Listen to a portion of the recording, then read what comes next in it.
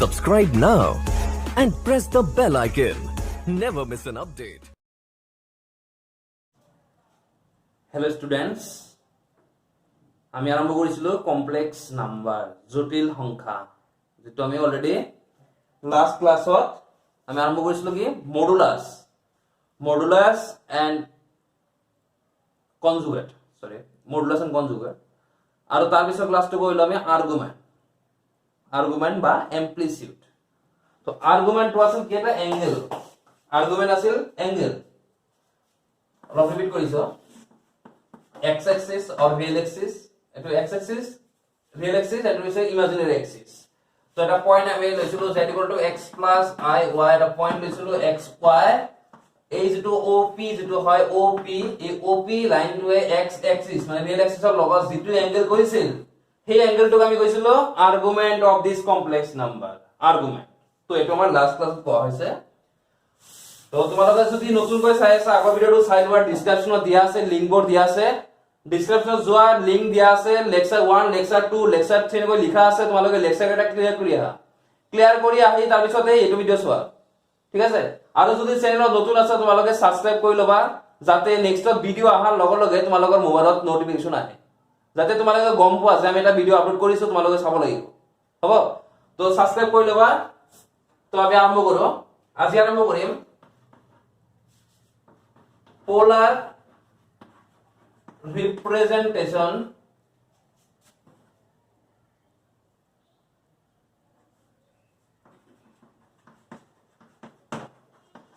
of complex number polar representation of a complex number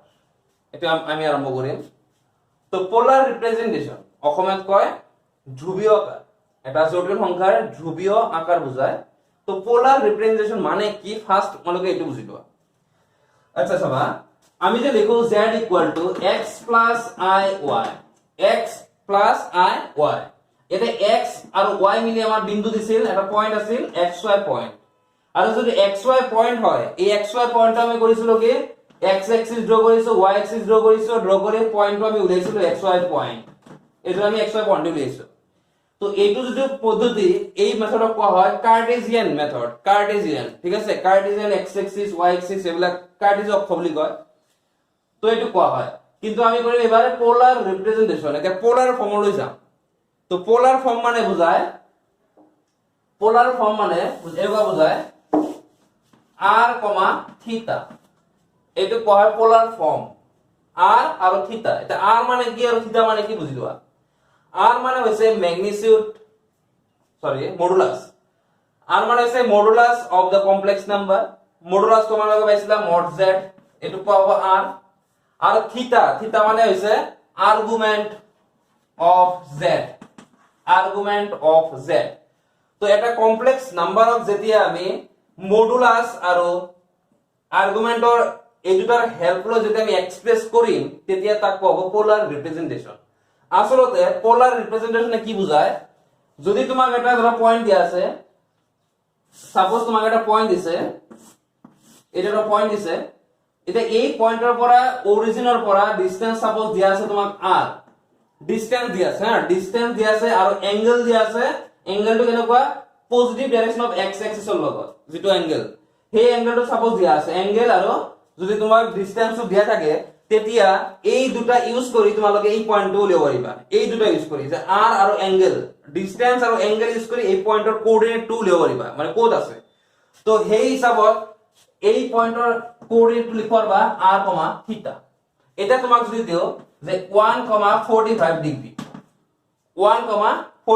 তেতিয়া তোমালোকে কি কৰিবা যে অৰিজিনৰ পৰা বুজিবা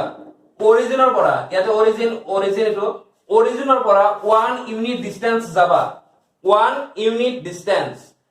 আৰু 45 ডিগ্ৰী কৈ দিছে তাৰ মানে এনেকুৱা কৈ যাবা যাতে এই যেটো ডিসটেন্স খিনি যাবা এটো 45 ডিগ্ৰী ইনক্লাইন কৰি যায় x এক্সিসৰ লগত 45 ডিগ্ৰী যাতে ইনক্লাইন কৰে তেতিয়া এনেকুৱা পাবা এটো পাবা ধৰা এই ডিসটেন্স 1 আৰু এই এংগেলটো সাপোজ 45 ডিগ্ৰী তেতিয়া তুমি এই পয়েন্টটো পাই যাবা এইটো পয়েন্ট তো তোমাৰ ইয়াতে r, θ দিয়া আছে r, θ ৰ পৰা তোমালোকে ডাইৰেক্ট পয়েন্ট পাই যাবা তো এইটো যেটো মেথড এই মেথডক কও আমি পোলার রিপ্রেজেন্টেশন পোলার ফর্ম বুলি কও ঠিক আছে তো কমপ্লেক্স নাম্বার এটা আমি এই ধরন এই টাইপলৈ এক্সপ্রেস কৰিব লাগে ৰিপ্ৰেজেন্ট কৰিব লাগে কমপ্লেক্স নাম্বাৰ এটা তো তাৰ কাৰণে বুজিবা কি কৰিব লাগিব তো পোলাৰ ফৰ্ম মিন্স আৰ থাকিব লাগিব আৰু থিতা থাকিব লাগিব এটো হৈছে পোলাৰ ফৰ্ম সো আমি আৰম্ভ কৰো সাপোজ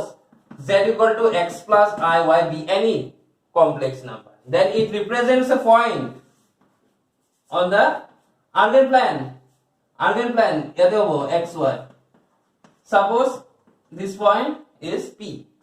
আমি ধৰি লৈছো p point বুলি এটো হৈছে অৰিজিন o এইখিনি পৰা ডিসটেন্স টো আছে ধৰি লৈছো মই r বুলি ধৰিলো যে mod z modulus of z equal to r মই ধৰি লৈছো কেনে modulus of z equal to r suppose মই argument of z মই ধৰি লৈছো থিতা তাৰ মানে এই এংগল টো থিতা ধৰি লৈছো মই থিতা ধৰিলো এতিয়া আমাৰ এই যেটো z equal to x plus i y যেটো কমপ্লেক্স নাম্বার আছে ইয়াক আমাৰ r আৰু থিতাৰ হেল্প লৈ এক্সপ্ৰেস কৰিব লাগে r আৰু থিতাৰ হেল্প লৈ এক্সপ্ৰেস কৰিব দিছে তো তাৰ কাৰণে চাবা ইয়াতে আমি p ৰ পৰা এটা পাৰপেন্ডিকুলাৰ ড্ৰ কৰিলো on real axis perpendicular draw কৰিছো pm perpendicular to real axis draw কৰিলে এই যে ট্রায়াঙ্গেল হৈছে OPM triangle এই ট্রায়াঙ্গেল টো কৈছে রাইট অ্যাঙ্গেল ট্রায়াঙ্গেল সমকোণী ত্রিভুজ তো এই যে সমকোণী ত্রিভুজ রাইট অ্যাঙ্গেল ট্রায়াঙ্গেল এই রাইট অ্যাঙ্গেল ট্রায়াঙ্গেলত ইয়াতে হৈছে x এটো হৈছে y ডিসটেন্স y এই x y কোঅর্ডিনেট আছে তো x এখানে ডিসটেন্স এখানে y ডিসটেন্স গতিকে এইটো ট্রায়াঙ্গেলত তুমি পাবা cos থিটাৰ ভ্যালু পাবা x by r ঠিক আছে x by r মানে cos থিটা so x by r that means x equal to r cos theta वाला similarly sin theta is equal to y by r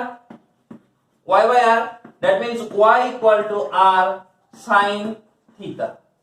तो x এর value হলো x equal to r cos theta y equal to r sin theta গতিকে আমাৰ যেটো complex number আছিল z equal to x plus iy তো এইটো complex নাম্বাৰক আমি কনভাৰ্ট কৰিব পাৰিম এতিয়া কনভাৰ্ট কৰি লিখিব পাৰিম যে r cos theta plus I into y means r sin theta that means r common আহি আছে so cos theta plus I sin theta তো এইটো হৈছে z equal to r cos theta plus I sin theta তো এইটো যেটো z হৈছে complex number এই কমপ্লেক্স নাম্বাৰক আমি ৰিপ্ৰেজেন্ট কৰিছো with the help of mod z that means modulus of z and argument of z তো এই যেটো কমপ্লেক্স নাম্বার আছে কমপ্লেক্স নাম্বাৰক আমি এক্সপ্ৰেস কৰিব পাৰিছো in terms of r and theta আৰু এই r and theta থাকিলে আমি এটো কম পোলার রিপ্রেজেন্টেশন তো হৈছে is a polar representation of the complex number z ঠিক আছে তো এটু কোৱা হ'ব পোলার রিপ্রেজেন্টেশন আর z equal to r cos theta plus I sin theta এইখিনি ঠিক আছে গতিকে আমি ইয়াতে পালো কি যে এটা কমপ্লেক্স নাম্বার তোমাক দিছে complex number z equal to x plus I y with modulus r and argument of z is equal to theta then this complex number can be represented in the polar form as z equal to r cos theta plus I sin theta তুমি এই দৰে represent কৰিব পাৰিবা z equal to তো এইটো কোৱা হয় পোলার representation of complex number হৈ গল এতিয়া তোমালোকে এই থিতা যে আছে এই থিতাটো হৈছে argument of z the argument z মানে কৈছিল তোমালোকক 180 ডিগ্ৰীৰ পৰা -180 ডিগ্ৰী ভিতৰত থাকে কৈছিল কিন্তু এটো কমে আর্গুমেন্ট z a আর g শর্ট ফর্ম ইউজ করো প্রিন্সিপাল আর্গুমেন্ট হ্যাঁ তো যেতিয়া প্রিন্সিপাল আর্গুমেন্ট কথা বাদ দিয়া যে প্রিন্সিপাল আর্গুমেন্ট নাই তেতিয়া কি হ'ব এই থিতাৰ ঠাই তুমি যিকোনো পাৱাৰ বা এই ধৰণৰ পাৱাৰ বা r equal to cos twice n pi plus theta plus I equal I into sin twice n pi plus theta এটো কোৱা হয় জেনাৰেল ফৰ্ম ইয়াতে মানে বহুত কেটা আছে ইয়াতে পাৰ্টিকুলাৰ এটা ফিক্সড পয়েন্ট, কিন্তু ইয়াতে তোমাৰ বহুত কেইটা বুজাব টুৱাইস n পাই প্লাস থিটা, তো এইটো বুজায়, এইটো কয় জেনাৰেল ফৰ্ম, ইয়াতে n ৰ ভ্যালুটো বুজাইছে ইন্টিজাৰ, এইটো বুজাইছো তোমালোকক। তো তাৰ কাৰণে লাগিব এএসটিচি ৰুল। তোমালোকে ট্ৰিগনোমেট্ৰি যদি পাইছা তোমালোক অলৰেডি পাই আহিছা, আৰু যদি পোৱা নাই এডভান্স যদি মেথছ নাই শিকি লোৱা এএসটিচি ৰুল। আসলে এই এএসটিচি ৰুল এইটো লেসন নালাগে হা, থাৰ্ড লেসন লাগিব ট্ৰিগনোমেট্ৰি লেসনত, কিন্তু এতিয়া অলপ দৰকাৰ আছে, অলপ শিকি লোৱা। চাবা এএসটিচি ৰুল চাবা, এএসটিচি ৰুল জাস্ট তোমালোকক অলপ মনত কৰি দিব লাগে, সেইকাৰণে দি আছো এএসটিচি ৰুল। আসলে এইটো পাবা 3 নম্বৰ লেসনত, তোমালোকৰ ট্ৰিগনোমেট্ৰি যেটো লেসন আছে তাতে পাবা। তো এইটো লেসন চাবা এএসটিচি ৰুল মানে কি বুজিবা, এএসটিচি ৰুল মানে কি বুজিবা, ইয়াতে এ এস পি সি এএসটিচি, ইয়াতে এ যে লিখিছো এ মিন্স অল, এ মিন্স অল, এস মিন্স সাইন, সাইন যেটো পাইছিলা, টি মিন্স টেন, সি মিন্স কস, ঠিক আছে। ইয়াতে অল লিখিছো মানে 6টা ধৰি আছে, সাইন কস টেন সেক কসেক কট গোটেইটা আছে। ইয়াতে এস লিখিছো মানে সাইন আছে, আৰু 1 বাই সাইন মানে কি লিখা, 1 বাই সাইন মানে পাইছিলা তোমালোকে কসেক লিখো, তো ইয়াতে সাইন আৰু কসেক দুটা হ'ব। আসলে এস মানে সাইন, কিন্তু সাইনৰ উল্টাটো কসেক হ'ব পাৰবা। 10 10 1 বাই 10 কি পাইছিলা তোমালোকে চোৱা, 10 পাইছিলা কট, তো এইটো হ'ব কট, 10 বা কট, কস আছে, তো 1 বাই কস মানে পাইছিলা তোমালোকে সেক। তো এই 6টা ভাগ কৰি দিয়া হৈছে, এটা কি দৰে ভাগ কৰিছে বুজিবা এএসটিচি ৰুল এটো। তো ইয়াতে তুমি বুজিলোৱা যে এটো হৈছে 0 ডিগ্ৰী, মানে ইয়াৰ পৰা স্টাৰ্ট কৰিছো 0 ডিগ্ৰী, 0 ৰ পৰা 90 লৈকে হল, 0 ৰ পৰা 90 ডিগ্ৰী, 90 ডিগ্ৰী হৈছে, 90 ডিগ্ৰীৰ লগত আকৌ 90 ডিগ্ৰী এড কৰি দিলে 180 ডিগ্ৰী, 180 ডিগ্ৰীৰ লগত আকৌ 90 ডিগ্ৰী এড কৰি দিলো 270 ডিগ্ৰী, 270 লগত 90 এড কৰি দিলো 360 ডিগ্ৰী, 360 ডিগ্ৰী, ঠিক আছে। 0 90 180 270 360 লিখিলো, বুজিব লাগিলৈকে। এতিয়া এতিয়া কি হ'ব, এই যেটো অল লিখিছো তাৰ মানে 0 ৰ পৰা 90 ৰ ভিতৰত যিমান কেইটা ট্ৰিগনোমেট্ৰিক ফাংচনৰ মান আছে, যিমান কেইটা মান আছে তোমালোকে চাৰ্ট পাইছিলা যেটো ক্লাস 10ত, গোটে কেইটা মান পজিটিভ বুজাইছে, পজিটিভ। 0 ৰ পৰা 90 ডিগ্ৰীৰ ভিতৰত যিমান কেইটা ট্ৰিগনোমেট্ৰিক ফাংচন আছে, যেনেকুৱা সাইন কস টেন সেক কসেক কট গোটে এটাৰ ভ্যালু পজিটিভ ওলাব, পজিটিভ ভ্যালু হা, পজিটিভ ভ্যালু। ইয়াতে বুজাব যে 90 ডিগ্ৰীৰ পৰা 180 ৰ ভিতৰত সাইনৰ ভ্যালু আৰু কসেকৰ ভ্যালু পজিটিভ, আৰু বাকি চাৰিটা নিগেটিভ, বুজিবা। মাত্ৰ সাইন আৰু কসেকে পজিটিভ, বাকি চাৰিটা নিগেটিভ। ইয়াৰ ভিতৰত 180 আৰু 270 ৰ ভিতৰত 10 আৰু cot 2 পজিটিভ, বাকি চাৰিটা নিগেটিভ। ইয়াৰ ভিতৰত 360 আৰু 270 ৰ ভিতৰত cos আৰু sec টো পজিটিভ, বাকি চাৰিটা নিগেটিভ। বাস এইখিনি ঠিক আছে, বুজিবা লাগিলৈকে, এইলৈকে বুজিলা। এতিয়া যদি আমি লিখো এটা, এটা যদি লিখো যে sin 180 ডিগ্ৰী মাইনাস থিটা, 180 ডিগ্ৰী মাইনাস থিটা, তেতিয়া কি বুজা বুজিবা, 180 ডিগ্ৰী মাইনাস থিটা, 180 ডিগ্ৰী মানে এইটো বুজাইছে 180 ডিগ্ৰী, এই 180 লিখা আছে না 180, 180 ডিগ্ৰী মাইনাস থিটা। তোমালোকক কৈছিলো যেতিয়া আমি এংগলটো মেজাৰ কৰো, এংগলটো মেজাৰ কৰোতে যদি ক্লকৱাইজ ডাইৰেকশনত যাও, ক্লকৱাইজ ঘড়ীৰ কাঁটাৰ যদি দিশত ঘুৰো, ঘড়ীৰ কাঁটাৰ দিশত ঘুৰিলে এটো বুজায় নেগেটিভ সাইন, ঠিক আছে, নেগেটিভ মেজাৰমেন্ট। আৰু যদি ঘড়ীৰ কাঁটাৰ আমি ঘড়ীৰ কাঁটাৰ যদি বিপৰীত দিশত যাও, বিপৰীত দিশত যদি যাও, তেতিয়া বুজায় পজিটিভ মেজারমেন্ট, পজিটিভ, এটো বুজায় পজিটিভ মেজারমেন্ট, এটো বুজায় নেগেটিভ মেজারমেন্ট, মনত ৰাখিবা। এতিয়া ইয়াতে চাবা 180 ডিগ্ৰী মাইনাস কৰিছো থিটা, তো মাইনাস কৰিছো মানে কি এইখিনি আছে 180 ডিগ্ৰী, এইখিনি আছে 180 ডিগ্ৰী, মাইনাস থিটা মানে উল্টা দিশত যাব না, ঘড়ী কাঁটাৰ দিশত যাব। তো 180 ৰ লগত যেতিয়া মাইনাস থিটা কৰিবা তেতিয়া এইটো আহিব, এইটো কোৱাড্ৰেন্ট আহিব, সেকেন্ড কোৱাড্ৰেন্ট। 180 পৰা মাইনাসৰ মানে ইয়াতে পাবা, ঠিক আছে। এতিয়া ইয়াতে যদি পোৱা তেতিয়া তোমাৰ সাইনৰ ভ্যালু আৰু কসেকৰ ভ্যালু পজিটিভ ভ্যালু আহিব, ইয়াতে তোমাক সাইনৰ ভ্যালু আৰু কসেকৰ ভ্যালু পজিটিভ আহিব। গতিকে মইতো ইয়াতে সাইন লিখিছো, ইয়াতে তো সাইন লিখিছো, গতিকে ইয়াৰ ভ্যালু যেটো পাবা, ইয়াৰ যেটো ভ্যালু আহিব, মান আহিব, সেই মানটো পজিটিভ আহিব। তো পজিটিভ লিখিবা মানে এনেকুৱা কৰি লিখিবা যে পজিটিভ সাইন থিটা, এইটো মান প্লাস সাইন থিটা, বুজি পাইছা কি কৈছো।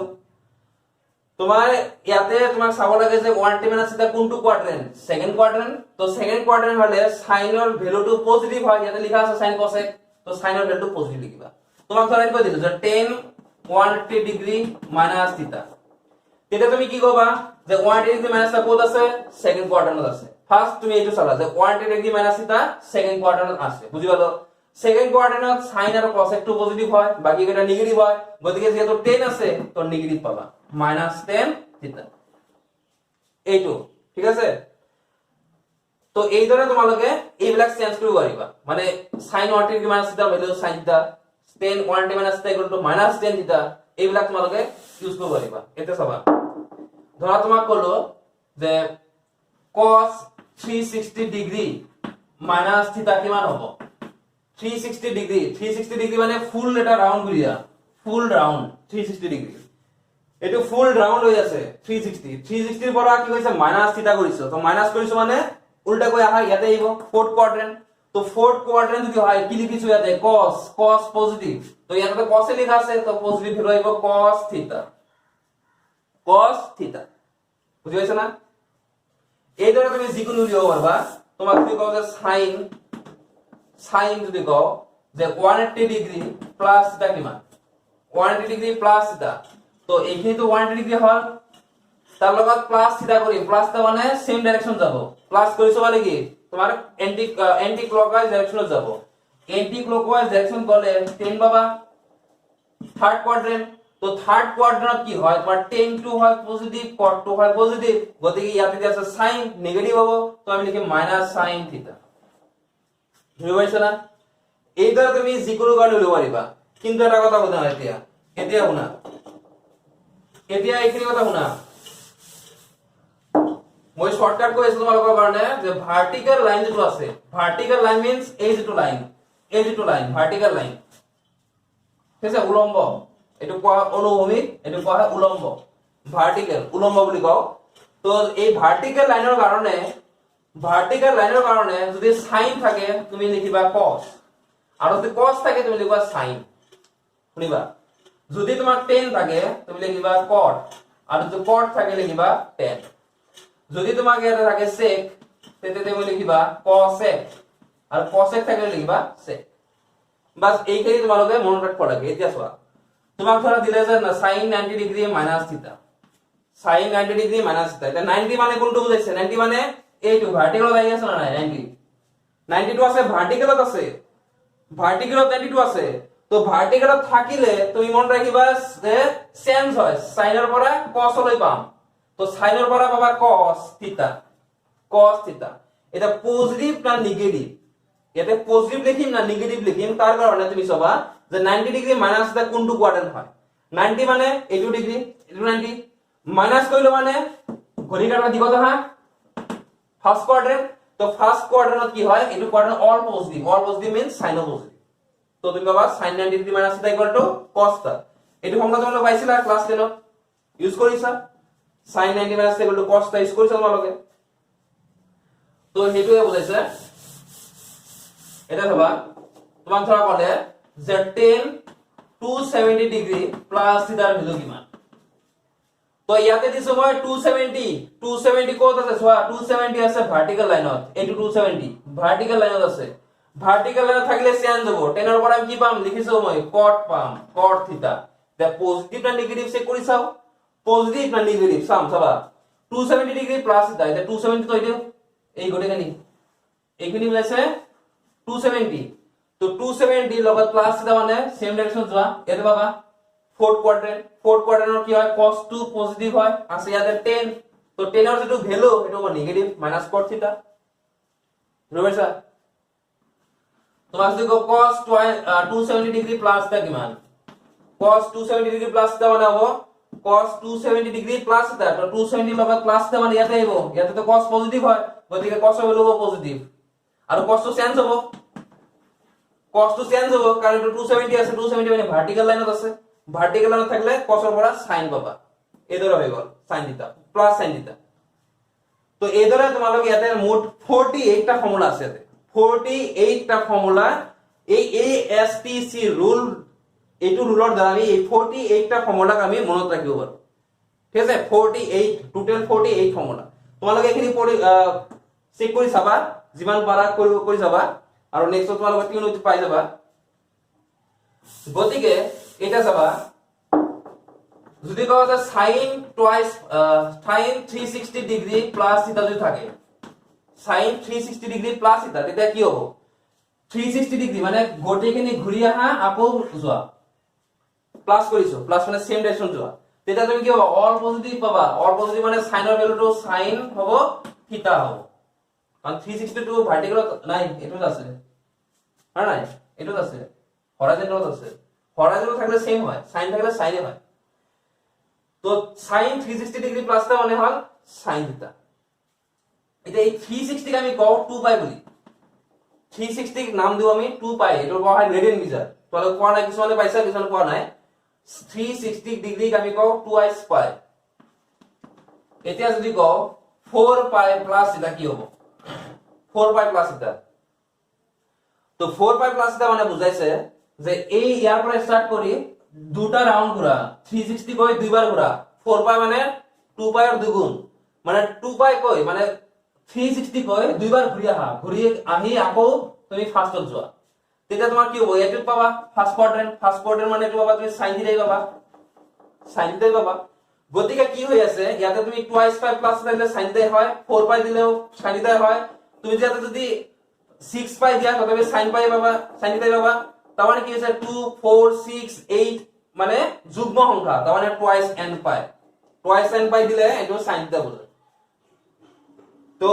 এইদৰে তোমালোকৰ এনেকুৱা হয় যে sin টুৱাইস n পাই প্লাস থিটা মানে sin থিটাই বুজায় আৰু cos টুৱাইস n পাই প্লাস থিটা থাকিলে এটো বুজাব cos থিটাই বুজাব ঠিক আছে এটো cos থিটাই বুজায় তো এইবিলাক আমি লিখো আৰু এতিয়া তোমালোকে কৰি আছে কমপ্লেক্স নাম্বাৰ কিন্তু কমপ্লেক্স নাম্বাৰ এইবিলাক নাই আসলতে আছে তোমাৰ এইবিলাক ট্ৰিগোনোমেট্ৰি লেসন তো ইয়াতে অলপ দৰকাৰ আছে কাৰণে অলপ শিকাই দিলো এটা নেক্সট হবা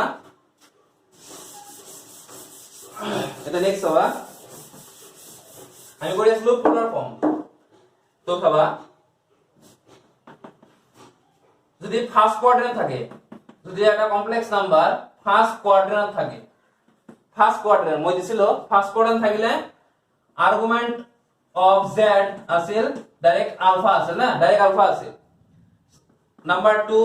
সেকেন্ড কোয়াড্রেন্ট আছিল argument of z is equal to pi minus alpha number 3 আছিল third quadrant third quadrant argument দিয়া হইছিল minus pi plus alpha and number 4 fourth quadrant আছিল argument of z is equal to minus alpha এখানে দিয়া আছিল এতিয়া তুমি চোৱা যদি এটা কমপ্লেক্স নাম্বাৰ মই এটো শৰ্টকাট কাৰণে কৰি আছো হা এটো তোমাৰ বোৰ্ড লেভেলত লিখিলে নহব কিন্তু এটো ডাইৰেক্ট মানে শৰ্টকাট কৰি আছো কি কৰি আছো চাবা এটা কমপ্লেক্স নাম্বাৰ যদি ফাৰ্স্ট কোয়াড্ৰেন্ট থাকে তুমি তাক ধৰা তুমি লিখিবা যে তুমি তাক পোলার ফর্মুলা কনভার্ট করিবা তেতিয়া তুমি লিখিবা z r cos theta means alpha plus I sin alpha direct লিখিলে হৈ গল যদি ফার্স্ট কোয়াড্রেন্ট থাকে ডাইরেক্ট বহাই দিবা आंसर ঠিক যদি তোমার সেকেন্ড কোয়াড্রেন্ট আছে তেতিয়া তুমি লিখিবা তেতিয়া এটো এখানে নোট কৰি লিবা ফাৰ্স্ট কোয়াড্ৰেন্ট নোট কৰা যদি সেকেন্ড কোয়াড্ৰেন্ট থাকে তেতিয়া তোমাৰ হ'ব z r তো আরে হ'ব মডুলাস অফ z এটো হ'ব cos pi minus alpha argument লিখব লাগে plus I sin pi minus alpha এটা pi মানে কি বুঝায় pi মানে বুঝায় 180 ডিগ্রি এটা যে pi লিখছো এটা বুঝাইছে 180 ডিগ্রি তো ইয়াতে তোমাৰ হ'ব সোয়া ASTC রুলটো সবা 180 আছে তো 180 মানে ইয়াতে লেখা আছে না 180 হরাইজন্টাল আছে 180 মাইনাস মিলস মানে এটু দাইছে এটু কোয়াড্রেন্ট দাইছে এটু কোয়াড্রেন্ট সাইন পজিটিভ হয় গতিকে cos তো negative minus cos alpha plus I into এটু প্লাস sin আলফা তো এই ধরে তুমি সেকেন্ড কোয়াড্রেন্ট যদি একটা কমপ্লেক্স নাম্বার থাকে এইটু ফর্মুলা বহাই দিলে তুমি ডাইরেক্ট आंसर পাই যাবা এটু বাবা হ্যাঁ minus cos alpha plus I sin alpha এটা থার্ড কোয়াড্রেন্ট হবে থার্ড কোয়াড্রেন্টের কারণে থার্ড কোয়াড্রেন্টের কারণে z ইকুয়াল টু হবো r cos এটা হবো minus pi plus alpha plus i sin minus pi plus alpha এটু বাবা ঠিক আছে এটু বাবা নেক্সট লিখবা নাম্বার 4 এর কারণে z equal to r cos minus alpha plus i sin minus alpha এতিয়া তোমালোকে লক্ষ্য কৰা এটা বস্তু চাবা cos মাইনাস আলফা কিমান হয় বুজিবা এই এক্সিস রুল চোৱা এটো 0 ডিগ্ৰী এটো 0 ডিগ্ৰী তো cos 0 ডিগ্ৰী মাইনাস আলফা কিমান হ'ব cos 0 ডিগ্ৰী মাইনাস আলফা বলে মানে ক্লকওয়াইজ ডাইৰেকশন যোৱা ঘড়িৰ কাঁটাৰ দিশত যোৱা যদি ঘড়িৰ কাঁটাৰ দিশত যোৱা তুমি পাবা a s p c sin number quadrant cos টু পজিটিভ গতি cos এর ভ্যালু হবে positive cos alpha direct cos alpha তার মানে হয়ে আছে কি যে cos মাইনাস আলফা থাকলে আমি লিখব আৰু প্লাস cos আলফা নোট করা এটা cos মাইনাস আলফা থাকলে ডাইরেক্ট লিখবা প্লাস cos আলফা একে ধরে তোমার যদি থাকে sin মাইনাস আলফা এটা কি হয় চাবা sin মাইনাস আলফা কিমান হয় sin মাইনাস আলফা ইয়াতে তো sin টু নেগেটিভ হবে ইয়াতে গতিকে তুমি কবা যে মাইনাস sin আলফা তো এই দুটা তোমালোকে নোট কৰি লোৱা যে sin মাইনাস আলফা থাকলে মাইনাস sin আলফা আৰু cos মাইনাস আলফা থাকলে প্লাস cos আলফা গতিকে ইয়াৰ পৰা আমি কি কব আৰু যে r এটো হ'ব প্লাস cos আলফা এটো হ'ব মাইনাস i sin আলফা তো এই দৰে তোমালোকে শৰ্টকাট তোমালোকে কনভাৰ্ট কৰিব পারবা পোলার ফর্মলৈ এটা এক্সাম্পল আগত চাবা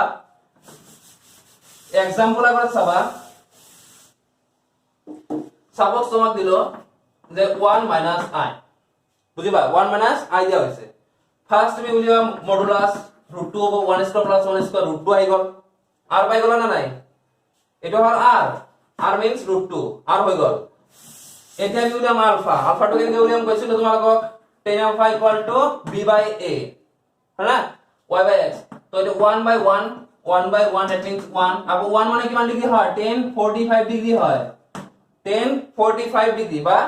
45 ডিগ্রি লিখব পারা নাইবা তুমি লিখব পারা পাই বাই 4 তুমি পাই বাই 4 বলে লিখব পারবা 45 ডিগ্রি মানে হয় পাই বাই 4 কারণ 180 ডিগ্রি মানে হয় পাই এটু মনে রাখিবা 180 ডিগ্রি মানে হয় পাই সো 45 ডিগ্রি হয় পাই বাই 4 গতিকে ইয়াৰ পৰা কম্পেয়াৰ কৰিলে বাবা আলফাৰ value pi by 4 ULFA equal to pi by 4 তো আলফা পাই গলা এটু কোনটো কোয়াড্রেন্ট আছে চাইবা ফোর্থ কোয়াড্রেন্ট প্লাস মাইনাস থাকলে ফোর্থ কোয়াড্রেন্ট তো ফোর্থ কোয়াড্রেন্টের কমপ্লেক্স নাম্বার যদি তুমি চোৱা এটু হয় পোলার ফর্মত এটু আহে সো এটু ফর্মত তুমি লিখি দিয়া এটু ফর্মত লিখি দিলে বাবা যে z equal to r means √2 cos alpha means pi by 4 minus i into sin pi by 4 তো এটো হইছে polar representation of this complex number z equal to 1 minus i তো এটো হইছে শর্টকাট পদ্ধতি ঠিক আছে এটো হইছে পদ্ধতি তোমালোকে একদম কম সময়ৰ ভিতৰত উলিয়াব পাৰিবা পোলাৰ ফৰ্মলৈ কিন্তু এটো বোৰ্ড লেভেলত নহব বোৰ্ড লেভেলত তোমালোকে ডিসক্ৰাইব কৰিব লাগিব হ্যাঁ এটো নিয়মত কেৱল তুমি অপশনাল যদি থাকে তেতিয়াহে তুমি এটো উলিয়াব পাৰিবা যিমান সোনকালে উলিয়াব পাৰা উলিয়ালে ভাল কিন্তু বোৰ্ড লেভেল কৰিলে কি ডিসক্ৰাইব কৰিব লাগিব ঠিক আছে তো তোমালোকে প্ৰ্যাকটিস কৰা তোমালোকৰ টেক্সটবুকত দিয়া আছে তো কিছুমান এক্সাম্পল লৈ এই ধ্ৰুৱীয় আকাৰলৈ কনভাৰ্ট কৰি চোৱা যিমান পাৰে প্ৰ্যাকটিস কৰি চোৱা যদি অসুবিধা আছে এটোৰ ভিডিওৰ ডেসক্ৰিপচনত এটা নাম্বাৰ দিয়া আছে লিংক দিয়া আছে সেই লিংকত ক্লিক কৰিলে তোমালোকে এটা হোৱাটছএপ গ্ৰুপত জয়েন হ'বা যাৰ দ্বাৰা আমাৰ লগত তোমালোকে ডাউট খিনি শেয়াৰ কৰিব পাৰিবা হ'ব আৰু ভিডিওটো যদি ভাল লাগিছে লাইক কৰিবা শেয়াৰ কৰিবা আৰু কমেন্টত জনাবা কেনেকুৱা পালা ঠিক আছে হ'ব থ্যাংক ইউ